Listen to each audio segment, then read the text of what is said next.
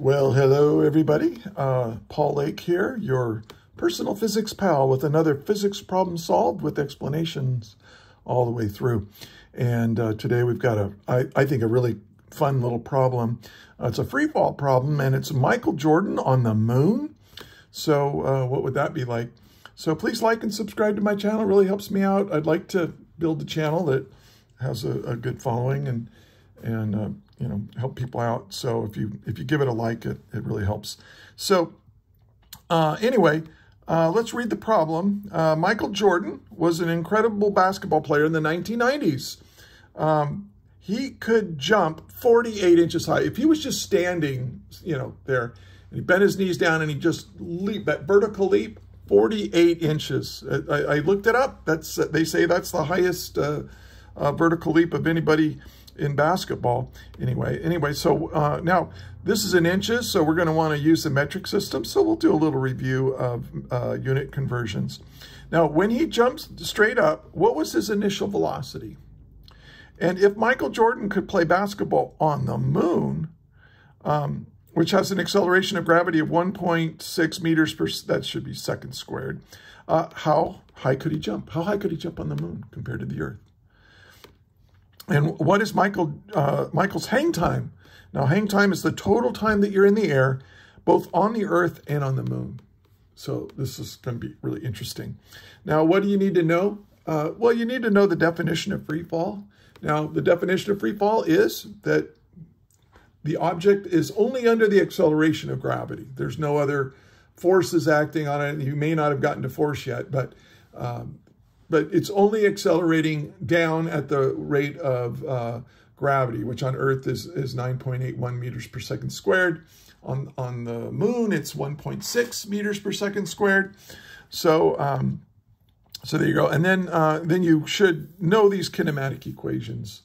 We're going to use a couple of them right now. All right, so let's do given. Now, I'm not a good enough artist to actually draw Michael Jordan. So what I'm going to do is I'm going to show, here's the court, here's Michael Jordan as a dot, right? He jumps up with a certain initial velocity, and then he goes up, and then he reaches the very top, and that delta y equals 48 inches, okay? Always a good idea to draw a picture of the problem so you can visualize everything.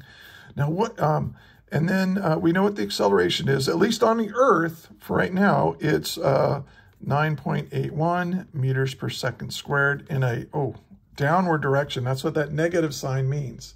It means down. Now, that's on Earth. Okay, and this 48 inches is on the Earth. We'll incorporate the, we'll say, A equals negative 1.6 meters per second squared on the moon. Okay. And then, and so what we're trying to find is, well, what are we trying to find? For part A, you jump straight up. What was his initial velocity? So for part A, we want initial velocity. And then if Michael Jordan could play basketball on the moon, which has an acceleration of gravity of this, how high could he jump? So we want, for part B, we want delta y, right? Because that's what I'm calling his height, delta y on the moon. Okay, and then part C, we want his hang time, and I'll call that T, the total time on the Earth. I'll put a subscript E for Earth. And then also T on the moon. And I'll use a subscript M for the moon. And it's a good idea to use subscripts like that to describe, you know, it's the same quantity, but in different places. So we want to make sure we distinguish between them in an easy way. So let's solve it. Okay. All right. Oh, and one thing, if you, you know, pause the video now and try to work it yourself before moving on. That's true with all my videos. Anyway, so let's do part A. We want the initial velocity. So what do we know? We know what the acceleration is. We won't know what the displacement is. And we know something else. What's true at the very top? What's true about Michael Jordan's motion at the very top of his jump? Well, he was going up, but pretty soon the gravity's going to pull him down. So in order to change directions like that, to change from going up to going down, for an instant in time, your final velocity is going to be 0, or the velocity at the top is going to be 0. You have to know that when you're doing these kinds of free fall problems. If something goes up and then comes back down, when it's at the very top of its flight, its velocity, at least in the vertical direction, is 0. In this problem, everything's in the vertical direction. We're not incorporating any horizontal motion in this problem. Okay, so what has the initial velocity, which we're trying to find, the acceleration, which is given, the displacement, which is given, and the final velocity, which we kind of know is implied? That would be, well, what's missing? We don't know time. Now, we're going to try to find time later, but we don't know what the time is. So which of these equations doesn't have time? This one. And that's why I'm going to choose this one. So this is for part A. I'm going to say, okay, v squared equals v naught squared plus twice the acceleration times the displacement. And now, what do we know? Well, this is 0, you see. The final velocity is 0. So this is going to allow me to solve for v naught. Because if this is equal to 0, that is our final velocity 0, I can solve for this. So v naught is equal to plus or minus the square root. Remember, when you take the square root of something squared, you have to remember to put that plus or minus with the answer. And then do you use the plus or minus? Well, you inspect the problem to see. So, and we'll do that in here in a minute. So remember, we had to put this on the other side. If we're solving for this, we had to subtract it. So we subtracted 2a delta y. And so now I can plug in my values to solve my problem. Plus or minus the square root of negative 2 times negative 9.81 meters per second squared. And then, oh, we have this delta y, but we're going to need to change this delta y from inches into meters. So delta y is equal to 48 inches. But remember that, and I gave it to you up here, right? 1 inch is 2.54 centimeters.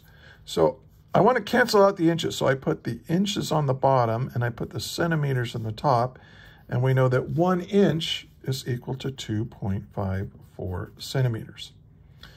Boom, boom. Okay, the inches cancel. That's nice.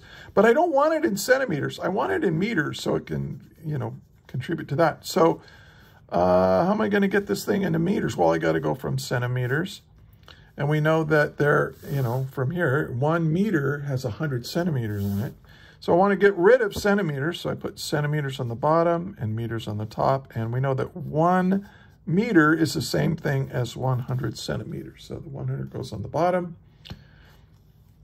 And so now we get delta y is equal to, and if you plug all that into a calculator, which I've already done, I believe you get 4.89. I'm sorry, I'm getting ahead of myself. Where's the delta y? Oh, you get 1.22 meters. So give that a try yourself, but I'm pretty sure that's right. Now, so that means this is going to be 1.22 meters that we're going to put in there. All right, and so we have our answer. V naught is equal to, well, let's see. Oh, now it's plus or minus, and you get 4.89 meters per second. Now, which one should I use, the plus or the minus? Well, what is the minus or the negative sign? Negative means down. Remember, this is a vector quantity. Vectors have magnitude and direction. And the way we distinguish between up and down is using positive values to mean up and negative values to mean down. Well, when Michael Jordan leaves the floor, he's traveling upwards. And so we're going to keep this positive. And let's round it to two significant figures since, this is two significant figures here. So this is going to be positive 4.9 meters per second. That's equal to our initial velocity. Okay. Now, now we're going to use this as our initial velocity both on the Earth and the Moon. Let's do part B now. And if Michael Jordan could play basketball, which has an accelerator, how high would he jump? So we're trying to find delta y on the Moon. Okay, so I want to find delta y. I now know the initial velocity. I'm going to use this as I'm going to say that on the Moon and the Earth, he's pushing with the same force. He has the same mass. So we're just going to give him the same initial velocity. That might not be true. He weighs less. So maybe he would be, that would be kind of an interesting problem in and of itself. But let's just assume that he takes off with the same initial velocity on the Moon as he does on Earth. And so, well, which kinematic equation should we use? We want delta y. Should I use this one? Well, we don't know how much time there is. So we're not trying to, okay, so yeah, we're going to use the same equation. So the final velocity squared equals the initial velocity squared plus twice the acceleration times the displacement. And now we're going to solve for the displacement. So delta y is equal to the final velocity squared minus the initial velocity squared divided by twice the acceleration. So I just did like 3 algebra steps to go from here to here. So I hope you can follow that. And if you can't, just go ahead and just on your paper, figure it out. Use those algebra 1 skills you have. All right, now we can plug in values. So v squared, well, the final velocity at the top of the flight we said was 0 minus the initial velocity. And this is kind of a simplifying assumption. I'm going with 4.9 meters per second. I think he might go faster. That would be kind of an interesting problem. And if he goes faster, then this problem is even more impressive. Oh, we got to remember to square it now. Okay, and then twice the acceleration. Now on the Moon, the acceleration is negative 1.6 meters per second squared. Okay, so now we can figure out what delta y is. And let's see. You plug that. Oh, I already calculated. What am I doing? I don't need a calculator. I already figured it out. It's 7.50 meters. So if Michael Jordan was on the Moon, he could easily have a vertical leap of 7.5 meters instead of the 48 inches. Or what is 48 inches? 1.22 meters. Now, a lot of you don't really have a good sense of what meters mean. Let's convert that to feet, just for fun. And I looked up the unit conversion for feet. I mean, this is my answer, okay? But I want to show you how impressive this is. 1 meter is, what was it? 3.28 feet. And when you multiply that out, that's almost 25 feet. So on the Moon, if Michael Jordan were to jump straight up, he could jump over your house if you live in a 1-story. I mean, crazy, crazy, crazy. Now, let's figure out what the hang times are. So part C, we want to know what is the hang time on Earth and on the Moon. Well, so now we're trying to solve for time. And we're going to use this initial velocity. And we know initial velocity, final velocity, and when the acceleration were time. So I'm going to use this one right here because I know what the initial velocity is. I know what the final velocity is an, oh, no. I'm not going to do that. Oh, wait. If I were to use this to solve for time, I would get half the amount of time. I want the total hang time, total time. So I'm going to use this one right here. And this is a really neat trick for you to learn when you're dealing with these kinds of problems. And when you get to 2D motion, projectile motion, where you're moving in the X and Y direction at the same time, this is going to come in really handy, being able to do this. Okay, so I'm going to use this as my basic equation.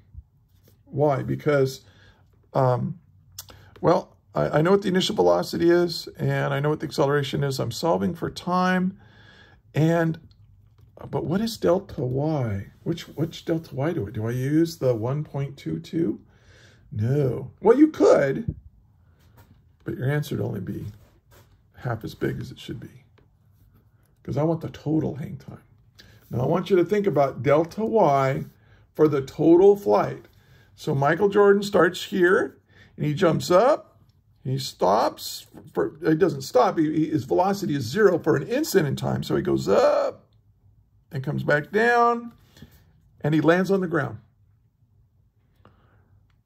So what is delta y? If you start here, and you go up and down, and you end up here, I hope you could see that delta y right here is 0.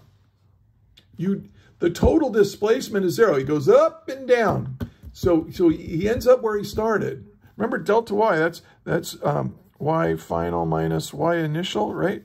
Well, y final is 0 minus y initial was 0. So there's no delta y. Delta y is equal to 0. So I'm going to use that here. I'm going to say that this is 0 for the total flight. And so now I've got 0 equals v naught t plus 1/2 a t squared. And a lot of students go, oh no, we're going to have to use a quadratic. No, you don't have to. If delta y is 0, just divide both sides by time. 0 divided by time is still 0. V naught divided by time is just v naught. And then you have plus 1/2 a, and the t squared cancels the t, so I get plus 1/2 a t. Now this, I can solve for time without quadratic formulas or any crazy stuff like that. So let's do it. T equals, we'll put this on the other side, so minus v naught. Oh, and then we have to multiply by 2, so times 2. And then to solve for time, I have to divide by the acceleration. Okay, and so now I can plug in my values. T equals negative, and v naught was the 4.9 meters per second times 2 divided by a, which is negative 9.8 meters per second squared. And notice that, oh, the negatives cancel. That's cool. Remember, when you have a quadratic, you have two solutions to a quadratic. But if delta y is 0, one of them is t equals 0. I mean, you have 0 equals, if t is equal to 0, then the whole thing is, then you're saying, oh, wow, 0 equals 0, big deal. That's a kind of a trivial answer. It's not very important. I mean, what we're interested in is how much time he was in the air after he jumped. And that's what this gives us. And if I do that, I get something very interesting. This turns out to be 1.0 seconds. And this is a coincidence that this is 2 times 4.9, and then you divide it by that. That's a coincidence. If I had picked a different height, we would have gotten a different initial velocity, and it wouldn't have been this. Oh, I'm sorry. I'm kind of. If I had picked a different height, we would have gotten a different initial velocity than 4.9. So it's just a coincidence that 4.9 is half of 9.8 here, and giving us 1 second. So Michael Jordan would be in the air for 1 second. So he would jump up, and then come back down, and that's 1 second. So 1001. Here you go. So Here's Michael Jordan, 1001. That's still really amazing. That's a long time to be hanging in the air. Okay, so that's on Earth. Now, what about on the moon? Well, everything about this is the same, except I'm going to now go T equals negative V naught, which I'm just calling 4.9 meters per second. And then I'm going to divide that, times 2. And then I'm going to divide it by A. But now instead of dividing by 9.8, I'm dividing by negative 1.6 meters per second squared. And when you do that, you get something that's really significant. You get 6.1 seconds. And that's the hang time on the moon.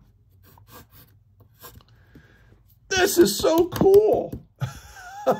Okay, this is why we need to go back to the moon. Not just for a couple of days. We need to go there and build a base and build an underground little village and make some space and build an underground basketball court. Can you imagine Michael Jordan jumping and you go 1001, 1002, 1003, 1004, 1005, 1006. That's how long he's in the air. Over 6 seconds. That would be it'd be a totally different game. You could put the basketball hoop like way up, like 20 feet. You could put the basketball hoop 20 feet, and they'd be jumping all over the place. And they would be hanging up in the air. And it might be really hard to play basketball on the moon. I think we should give it a try. Let's go back to the moon. All right. Anyway, hope you enjoyed that. And I think that maybe this, and if there are any physics teachers watching this, if you want to, I think that he's probably going to have a higher initial velocity on the moon than he has on the Earth, which means that his displacement and his total hang time will be even greater. But we'll, I don't know. I guess we'll see. We'll find out. We'll send some basketball players to the moon and make the measurements. All right. Well, that is all. Please, if you enjoyed this video, please give it a like, and I appreciate that. And I will see you in the next video. And may the net force be with you always.